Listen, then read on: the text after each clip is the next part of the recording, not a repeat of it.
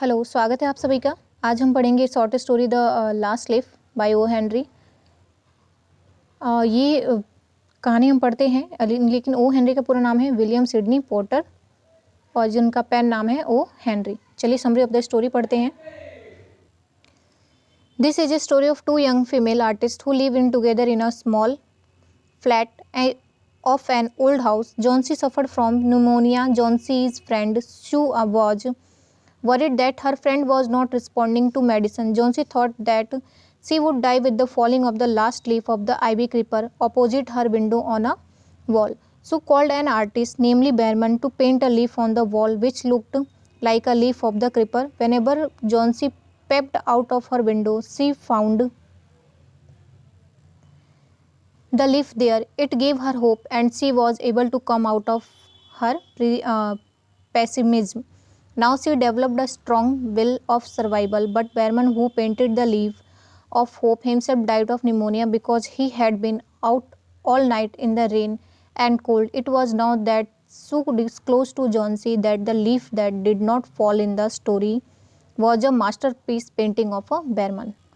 इसकी समरी जो है बहुत छोटी दी हुई है। चलिए मैं इसको डिफ़ाइन कर देती हूँ कि यह दो किशोर महिला कलाकारों की कहानी है। दो फ्रेंड होती हैं जो ये ग्रीनविच विलेज में रहती हैं, जो कि इन दोनों को पेंटिंग करने का बहुत शौक़ होता है। ये दोनों क्या होती हैं, बहुत पेंटिंग की शौकीन होती हैं। एक बार ये बाहर जब दोनों अलग अलग शहरों से आई हैं और कहीं ये होटल में बैठी होती हैं तो दोनों की मुलाकात होती है और दोनों की जो चॉइस होती है सेम होती है।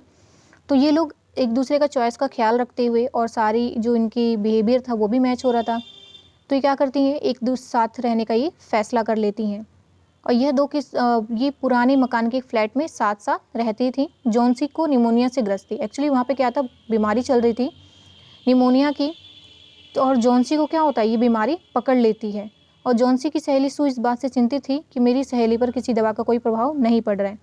जब जॉन्सी जो थी, उसकी जो फ्रेंड थी सू, वो देखती है कि जॉन्सी बीमार पड़ी हुई तो वो डॉक्टर को बुलाती है। और डॉक्टर जब आते हैं तो वो बोलते हैं कि इसको मैं दवाई तो दे देता हूँ, लेकिन इसको देख के ऐसा लगता है कि इसने जीने की जो आशा है, जीने का जो होप है, उसने खो दिया है। और वो जो सू से ये भी कहती है कि क्या तुम्हारी जो फ्रेंड है उसको किसी से प्यार है या किसी लड़के ने उसको धोखा दिया है। वो ऐसा बोलते हैं तो वो बोलते हैं नहीं, ऐसा कुछ भी नहीं है, ना ही उसको कहीं धोखा मिला है, ना ही उसे किसी से प्यार है। तो बोलते हैं कि फिर वो किसी दवा का रिस्पॉन्स नहीं दे रही है, या वो खुद भी आशा छोड़ चुकी है जीने की। तो इस बात से जो सू होती है वो बहुत चिंतित होती है। इन दोनों के फ्लैट के जस्ट नीचे ही एक बेरमैन नाम का आदमी रहता है जो ओल्ड हैं और उनको क्या करना, वो भी पेंटर हैं।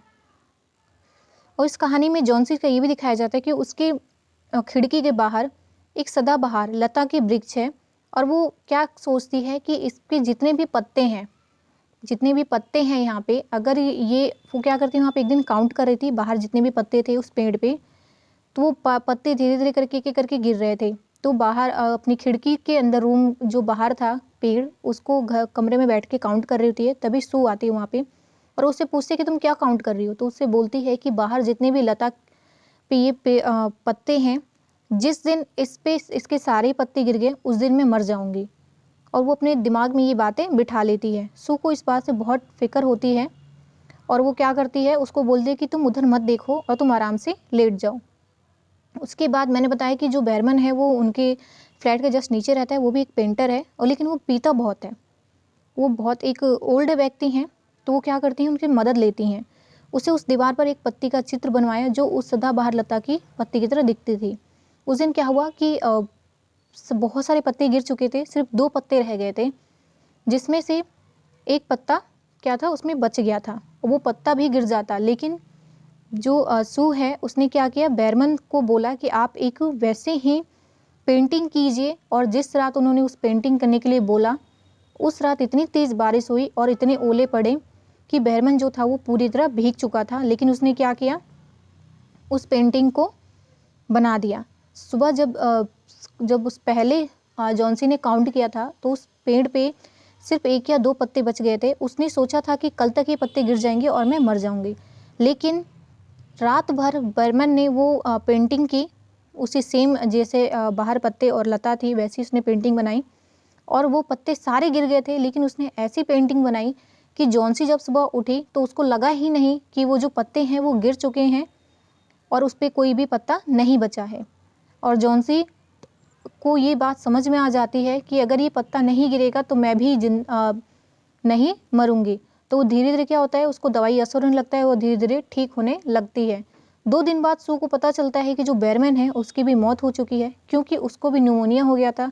जिस रात उसने पेंटिंग बनाया उस रात बहुत बारिश हुई थी और ओले पड़े थे, जिसकी वजह से उसकी तबीयत खराब हो गई और उसकी मृत्यु हो जाती है। जब ये बात जॉन्सी को पता चलता है तो वो बहुत ही उदास होती है, लेकिन फिलहाल अभी जॉन्सी क्या थी, वो ठीक हो गई थी। उसको अपना समझ में आ गया था अपनी लाइफ की वैल्यू, और उसको जीने की जो आशा उसने वो खो दिया था, वो उसकी वजह से, वो उस पेंटिंग की वजह से आशा उसकी फिर जाग गई जीने की और वो पूरी तरह ठीक हो चुकी है। लेकिन बेयरमैन की मृत्यु हो गई और बेयरमैन का आखिरी सपना था कि वो एक मास्टरपीस पेंटिंग बनाए और उसने उस रात बना दिया, जो किसी की जान बचा ली गई। कहानी यहीं पे समाप्त होता है। धन्यवाद।